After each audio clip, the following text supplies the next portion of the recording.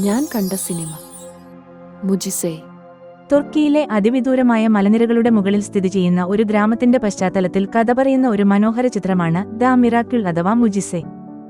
വർഷങ്ങളായി അധികാരികളാൽ അവഗണിക്കപ്പെട്ട ഒരു ഗ്രാമത്തിലേക്ക് അധ്യാപകനായി മാഹിർ എന്ന കഥാപാത്രം വരുന്നതിലൂടെയാണ് സിനിമ ആരംഭിക്കുന്നത്. ഗ്രാമത്തിലെത്തിയ അപരിചിതനെ ഗ്രാമവാസികൾ നേരിടുന്നത് തോക്കുമായാണ്. എന്നാൽ താൻ ഒരു അധ്യാപകനാണെന്നു അറിഞ്ഞതോടെ ഗ്രാമത്തലവനിലും ഗ്രാമവാസികളും എന്തെന്നില്ലാത്ത സന്തോഷവും ആഹ്ലാദവും കാണാൻ സാധിച്ചു.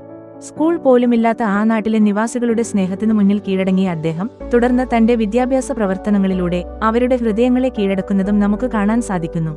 ജന്മനാൽ ശാരീരിക വൈകല്യങ്ങളുള്ളതും ഗ്രാമവാസികളുടെ പരിഹാസത്തിനു ഇരയാവുന്നതുമായ ഗ്രാമത്തലവന്റെ മകൻ അസീസിന് വളരെയേറെ പരിഗണനയും ശ്രദ്ധയുമാണ് മാഹിർ കൊടുത്തിരുന്നത്.